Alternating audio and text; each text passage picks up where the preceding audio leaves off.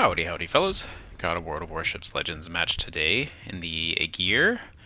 Showcasing, I guess you could say. The Chromium Barrels, the new Slot 3 mod.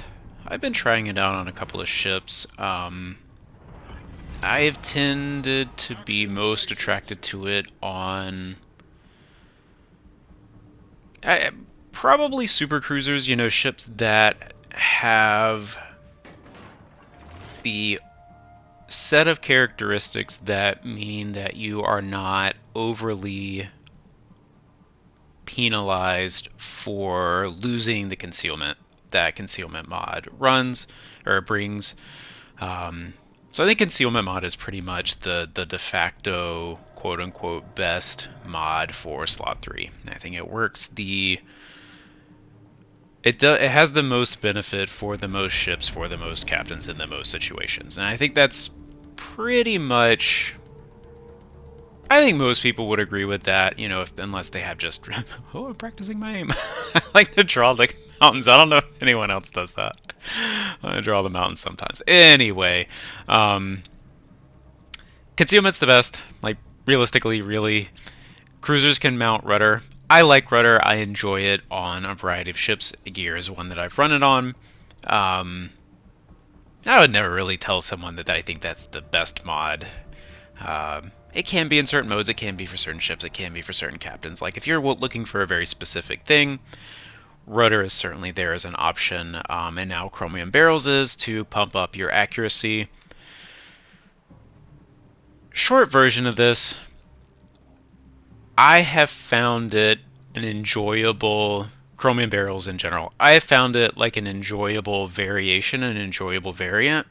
I still think concealment is better for the vast majority of ships. I had that one amazing game in Utnapishtim, which just under 5k. I think that's almost certainly the experience record in that ship, just because I don't think it's a very common one and people don't play it a ton.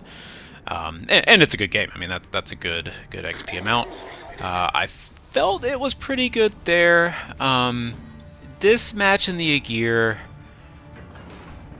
I think for me, for my playstyle, I would probably just tend to want to run rudder or concealment either. Honestly, I think they play to the strengths of the ship more.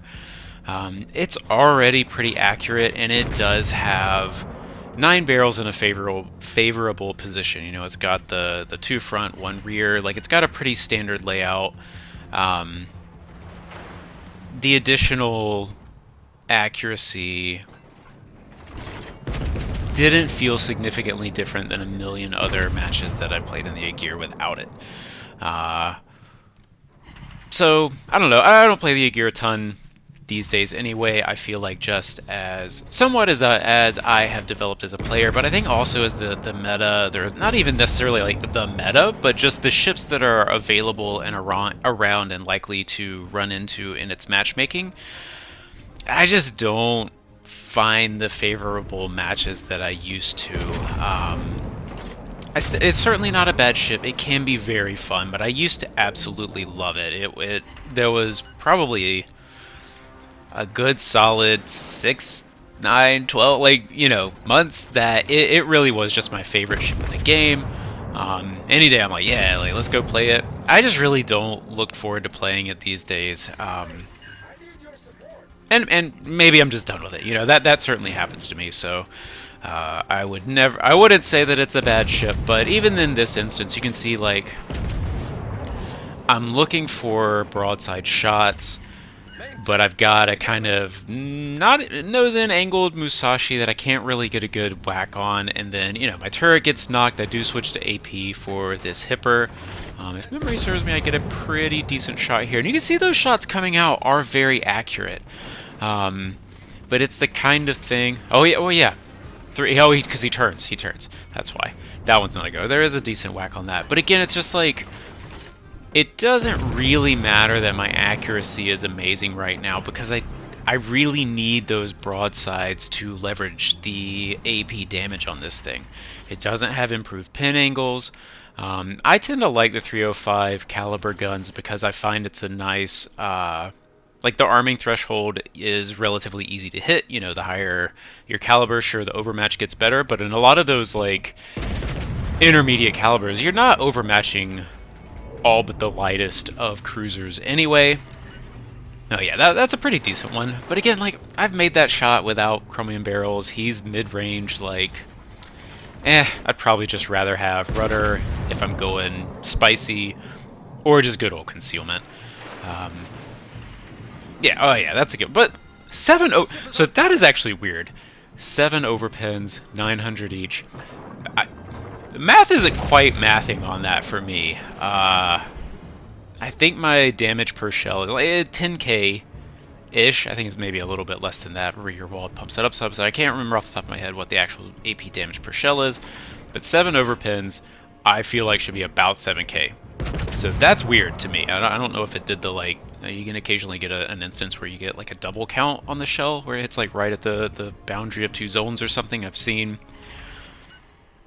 you know, whatever. To my understanding, that is confirmed by Wargaming. I don't have like the source, but I remember that was a thing. I don't know if they've done anything to alter or fix that, but that's my best guess on that. That was just a little funky. Push it in here, trying to get a shot on the hipper if he's like spotted around the thing, but he's just far enough back behind that island, the little jut out, that I can't quite get a bead on him, which is a bummer. I would, you know, get a lot of experience for resetting. Oh, but he comes out! He comes out! He should have just stayed! He should have just stayed! I think maybe he thought that I was going to get the angle, but, yeah... Oh, and it doesn't quite kill him. Like, come on! There we go. Okay, 6 but more overpins. More overpins. I don't know. I feel like the Agir used to give me lots of citadels, and it just really doesn't these days. Skill issue, I guess. I don't know. I don't know what I'm doing differently. But I did like, one of the reasons that I like rudder is, you know, I just basically just sail around the back of the map, yeeting shells at anything, especially like these kind of longer range broadside targets. You can get some pretty good shots like that if you're sailing around. If I'm just doing this back and forth, you know, I don't have that many great shots. Again, you know, that guy, I don't get great hits on that. Chromium barrels, whatever. Use it if you want. What have I tried it on so far? I've tried so hard. Oh, that was a good whack.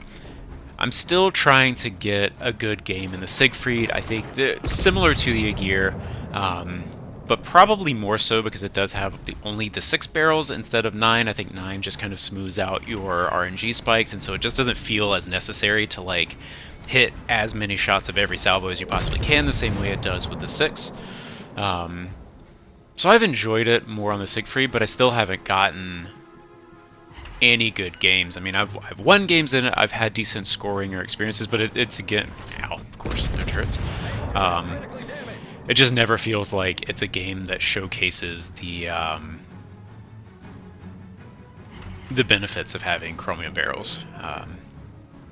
And I may just make one. I think I may actually have a video of one that I did keep, that it was like a decent scoring match, and you know, I can kind of show you how accurate the salvos come out.